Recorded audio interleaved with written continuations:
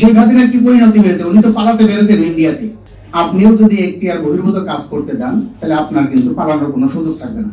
এবং পাঙ্গায়ের যে চুক্তি, সেই চুক্তি বাতিল করেন। এটা বাস্তবে বাংলাদেশের সরকার না, এটা বিদেশিদের সরকার। সবগুলো বিদেশি নাগরিক।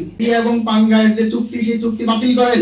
একটা বিষয় খুবই লজ্জাজনক, প্রফেসর মোহাম্মদ ইউনূস তাকে ব্র্যান্ড অ্যাম্বাসেডর বলা হয়, যে পৃথিবীর মধ্যে ব্র্যান্ড হিসেবে খ্যাত, কিন্তু সেই ব্র্যান্ড কিন্তু ব্যর্থ হয়ে গেছে। উনি একটা ব্যাপার কথা বলে ফেলেন, বিদেশের মাটিতে গিয়েও বলেছেন যে বাংলাদেশের মানুষ 200 টাকার বিনিময়ে ভোট দিয়ে দেয়। তার মানে বাংলাদেশের মানুষকে কি ধরনের অপমান করা ওনার পক্ষে সেটা সাজে, যার দেশের প্রতি কোনো দেশপ্রেম নেই। এবং এখন এই আমাদের বন্দরের দুর্নীতির কথা, সেটা ঠিকই আছে, বিদেশের মাটিতে গিয়ে দুর্নীতির কথা বলছেন যে আমরা একদম দুর্নীতিতে ছেয়ে গেছি, সেটা দুর্নীতি দূর করার জন্য বিদেশি বিনিয়োগ সেখানে আনবো।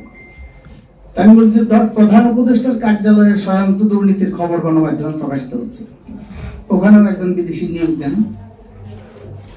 আমরা তো জানি বাস্তবে এই অভ্যুত্থানের মধ্য দিয়ে যে অন্তর্বর্তীকালীন সরকার গঠিত হয়েছে, এই অভ্যুত্থানের যে সরকার, এই সরকারের চেহারাটা আপনারা দেখেন, এটা বাস্তবে বাংলাদেশের সরকার না, এটা বিদেশিদের সরকার।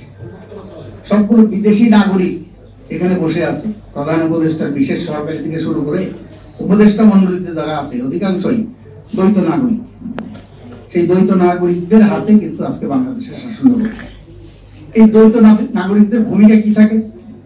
যখন আপনি আমেরিকার নাগরিকত্ব নেবেন বা ইংল্যান্ডের নাগরিকত্ব নেবেন, আপনাকে কিন্তু অঙ্গীকার করতে হয় যে আমি সর্বান্তকরণে মার্কিন যুক্তরাষ্ট্রের বা ইংল্যান্ডের বা যে দেশের নাগরিকত্ব নেই সেই দেশের স্বার্থকে আমি সংরক্ষণ করব। তাহলে যারা মার্কিন নাগরিক বা অন্যান্য বিদেশি নাগরিক, সেই নাগরিকরা যখন সেই দেশের নাগরিকত্ব নিয়ে বাংলাদেশে এসে বাংলাদেশের রাষ্ট্র শাসন প্রশাসন পরিচালনার ক্ষমতায় থাকে, তারা কোন দেশের স্বার্থ রক্ষা করে? বাংলাদেশের না ওই সমস্ত দেশের? কাজে সেই জন্য এই সরকারের কাছে যে কোনো আর বেশি কিছু উপদেষ্টা উনি কিন্তু কথায় কথায় বলেন, একটা তুতা পাখির মতো শোনায়। সেটা কি?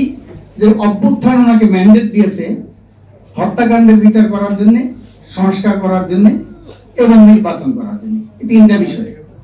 তাইলে ওনার কথাই তো উনি বরখেলাপ করতেন যে হত্যাকাণ্ডের বিচার, সংস্কার এবং নির্বাচন, এর মধ্যে কি বন্দর ইজারা দেওয়া পড়ে? তার মানে নিজে যেটা বলছেন তুতা পাখির মতো, নিজেই সেটা বরখেলাপ করছেন। তার মানে তার এখতিয়ার বহির্ভূত ভাবে উনি যে কাজ করছেন, এটা আমরা এই জন্য তাকে ধিক্কার জানাই এবং নিন্দা জানাই। আমরা এখান থেকে বলতে চাই যে এখন সময় আছে, আপনি এখান থেকে ফিরে আসেন। এখতিয়ার বহির্ভূত কাজ করতে যাবেন না। এখতিয়ার বহির্ভূত কাজ করতে গেলে কি হয় পরিণতি, সেটা দেখা উচিত। কারণ বাস্তবে হয় কি, আমরা অতীত থেকে শিক্ষা নিই না। শেখ হাসিনার কি পরিণতি হয়েছে? উনি তো পালাতে পেরেছেন ইন্ডিয়াতে। আপনিও যদি এখতিয়ার বহির্ভূত কাজ করতে যান তাহলে আপনার কিন্তু পালানোর কোনো সুযোগ থাকবে না। এটা আমরা এখান থেকে হুঁশিয়ার করে দিতে চাই। এবং পাঙ্গায়ের যে চুক্তি, সেই চুক্তি বাতিল করেন। নিউমোনিং কন্টেইনার টার্মিনাল সহ মংলা সহ অন্যান্য বন্দর বে টার্মিনাল গুলো ইজারা দেওয়ার যে পায়তারা করছেন, সেই পায়তারা অবিলম্ব বন্ধ করুন। 2.5 মাস সময় আছে আপনার, আপনি নির্বাচন দিয়ে দ্রুত আপনি বিদায় হন, এটা দেশবাসী চায়। 3রা ডিসেম্বরের মধ্যে এই ধরনের তৎপরতা বন্ধ এবং এই লালদিয়া পাঙ্গায়ের চুক্তি বাতিল না করে 4 ডিসেম্বর আমরা প্রধান উপদেষ্টার বাসভবন যমুনা ঘেরাওয়ের কর্মসূচি আমরা ঘোষণা করেছি। সেই কর্মসূচিতে আপনাদের সকলের অংশগ্রহণ, যারা দেশপ্রেমিক বা প্রগতিশীল গণতান্ত্রিক দেশপ্রেমিক ব্যক্তি, গোষ্ঠী, রাজনৈতিক দল, সংগঠন, সবাইকে সেই কর্মসূচি সফল করার মধ্য দিয়ে আমাদের জাতীয় স্বার্থ, সার্বভৌমত্ব এবং নিরাপত্তা সেগুলো রক্ষা করার যে আন্দোলন, সেই আন্দোলন সফল করার জন্য আহ্বান